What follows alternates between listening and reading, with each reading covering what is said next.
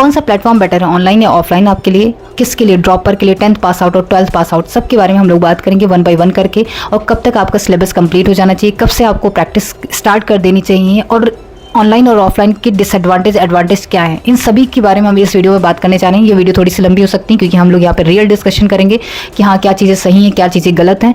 तो hello everyone, welcome and welcome back to my channel. I am Ayushi. I hope आप सभी स्वस्थ होंगे, मस्त होंगे और अपने जीवन में व्यस्त होंगे। Now today we are going to discuss about which platform is better, online और ऑफलाइन। ओके, तो we can't say very clear, it's depend on person to person. वो क्या प्रीफर करते हैं कि मुझे ऑनलाइन बेटर लगता है या ऑफलाइन बेटर लगता है, इनके सेटिंग हैबिट्स पे डिपेंड करती हैं। कुछ लोगों की आदत होती है कि उनको बस अपना रूम दे दो, टैब दे दो और जो कहते हैं उनको कॉपी किताब दे दो, वो अपने रूम में ही बैठ करके अपना सिलेबस कवर कर लेंगे। लेकिन कुछ लोग ऐसे भी होते हैं जिनको रूम से ज़्यादा बेटर लगता है ऑफलाइन सेंटर। वो जाना चाहते हैं, टीचर से इंटरेक्ट करना चाहते हैं, इंटरेक्शन की वजह से वो मोटिवेट होकर के पढ़ना चाहते हैं। ठीक, तो ये डिपेंड करता है। लेकिन हम फिर भी इस चीज़ में देख सकते हैं कि इसके एडवांटेज क्या होते हैं, इसके डिसएडवांटेज क्या होते हैं। अगर हम इस पर बात कर लेते हैं तो हम इसके डिसएडवांटेज को रेक्टिफाई करके हम अपने उसको डिसएडवांटेज को एडवांटेज में कन्वर्ट कर सकते हैं। ठीक है, अगर हम मेंटली प्रिपेयर्ड हो जाए उन सब चीज़ों के लिए पहले से ही, तो हम उसी पे बात करने जा रहे हैं। ओके, ओवरऑल तो यहाँ पे 3 तरीके के स्टूडेंट हैं। पहला तो 10th पास आउट, दूसरा 12th पास आउट, तीसरा जो है एक ड्रॉपर होता है। ठीक, तो 10th पास आउट स्टूडेंट जो होते हैं उनके पास 2 साल हैं।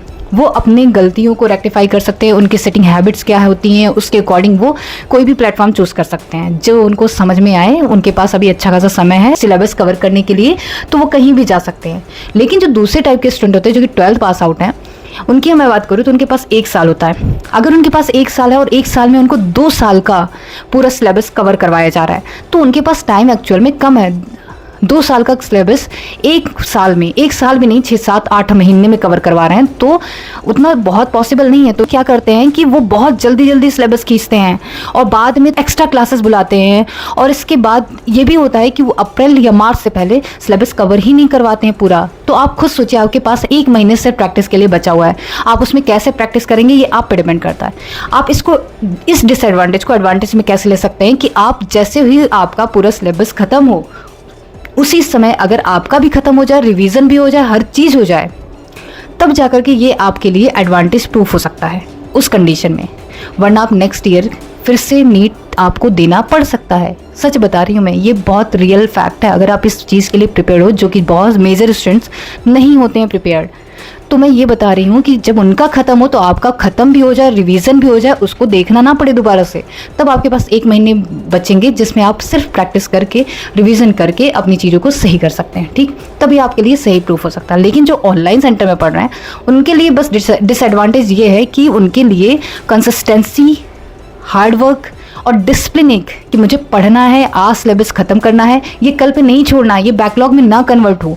अगर ये आपके अंदर गट्स है, ये विल पावर है, तो आप बिल्कुल ऑनलाइन की तरफ शिफ्ट हो सकते हैं। ये बल्कि आपको किसी भी वे में डिसएडवांटेज नहीं बल्कि एडवांटेज के तौर पे ही प्रूव करेगा। ठीक, लेकिन ये सब कुछ जो ऑनलाइन वाला है वो सब कुछ आपके ऊपर ही डिपेंड करता है, सिर्फ आपके ऊपर। आप अपने सिलेक्शन के लिए कितना आपके अंदर खींच है, अगर ये वाला थॉट्स है कि मुझे इस बार हर हाल में निकालना है, तो आप कहीं से भी ये चीज़ें ढूंढ लोगे, मटेरियल ढूंढ लोगे। इसमें आप क्या कर सकते हैं कि आप पिछले साल के लेक्चर को भी उठा करके देख सकते हैं। सब में कुछ चेंज नहीं होता है, कुछ चैप्टर में चेंज होते हैं, वो बाद में आप उससे क्लियरिफाई कर सकते हैं अगर आप इस सब चीज़ों में इन्वॉल्व हैं। और जो भी चीज़ें और ऐड करना है तो आप क्वेश्चन पेपर के थ्रू जब आपका कंप्लीट हो जाएगा, दिसंबर तक आपका सिलेबस कंप्लीट हो जाएगा, तो आपके पास पेपर आएंगे, पेपर आप दे रहे होंगे, उसमें जो भी चीज़ें आपको ऐड करनी है अपने नोट्स में ऐड करिए, शॉर्ट नोट्स में ऐड करिए। इसके बाद आप प्रैक्टिस करिए, प्रैक्टिस के थ्रू रिविजन करिए, क्योंकि वो बहुत इंपैक्टफुल होता है, बहुत ज़्यादा। एक बार आप जो क्वेश्चन गलत करके आए हो टेस्ट में ना, वो नहीं गलत करते हो आप। अगर गलत करते हो तो भाई कुछ दिक्कत है। ठीक है, आपने फिर सही से उसे एक तरीके से आपने सही से एनालाइज पेपर का नहीं किया, टेस्ट पेपर का एनालिसिस आपने सही से नहीं किया कि अगर वही गलती आप एक पेपर में करते हो, वही गलती जाकर के आप दूसरे पेपर में कर रहे हो, तो आपका एनालिसिस करने का तरीका ठीक नहीं है। ओके, तो मतलब ऑनलाइन में एडवांटेज बहुत हैं, बट ये सब कुछ आपके ऊपर डिपेंड करता है। ऑफलाइन में क्या है, सिलेबस ही नहीं खत्म होते हैं भाई, अप्रैल तक जाते हैं। फिर इसके बाद जो है अप्रैल तक जाते हैं, फिर अप्रैल में आप जो पेपर देने जाते हैं वो मेजर स्टार्ट होते हैं, वो भी पहले यूनिट वाइज स्टार्ट करते हैं वो लोग। फिर इसके बाद में लास्ट में जो फुल लेंथ होते हैं वो 3, 4 या 5 होते हैं, और बोलते हैं इतना सफिशिएंट होता है। मेरे लिए, मेरे जैसे एवरेज स्टूडेंट के लिए सच बताऊँ तो इतना सफिशिएंट नहीं है। सीरियसली बता रही हूँ, मुझे चाहिए बहुत ज़्यादा प्रैक्टिस। तो मेरा तो सिलेबस ऐसा होता है कि जो है दिसंबर तक कंप्लीट हो जाता था, फिर इसको जैन, फेब, मार्च, अप्रैल, इसमें मैं अपने आप को इंप्रूव करती थी टेस्ट के थ्रू, फुल लेंथ ज्वाइन कर लेती थी और एक जो है टॉपिक वाइज भी ज्वाइन कर लेती थी। दोनों तरीके के पेपर को मैंने ज्वाइन करके रखा हुआ था। तो मैं उसमें जो कहते हैं, एक तो टॉपिक वाइज चलता था, दूसरा मैं फुल लेंथ देती थी, ठीक। और उनसे जो मुझे गलतियाँ होती थी, जो भी चीज़ें होती थी, मुझे ऐड ऑन करना था तो मैं ऐड ऑन कर लेती थी। ऐसे मेरा सारी चीज़ें सही। ओके, तो ये हो गया तुम्हारा जो कहते हैं इस तरीके से ऑनलाइन ऑफलाइन दोनों चीज़ें हम लोगों ने देख लिया कि इसके एडवांटेज क्या है, डिसएडवांटेज क्या है। ऑनलाइन में सब कुछ आप पे डिपेंड करता है, ऑफलाइन में उन पर भी डिपेंड करता है और आपको अपने तरीके से बहुत प्रिपेयर्ड होने की ज़रूरत है, ठीक है। उनके डिसएडवांटेज आप जानते रहिए, उसके अकॉर्डिंग काम करिए, बाद में आप किसी को ब्लेम नहीं कर सकते हैं। फिर तीसरे टाइप के स्टूडेंट आते हैं ड्रॉपर, जिनके कुछ नंबर से रुक गए हैं मार्क्स या कुछ जो है 10, 20, 30, 40 नंबर से। तो उनको ये नहीं है कि कहते हैं फिर से वही गधों की तरह मेहनत करना है, सारी क्लासेस लेनी है, सारी चीज़ें करनी नहीं।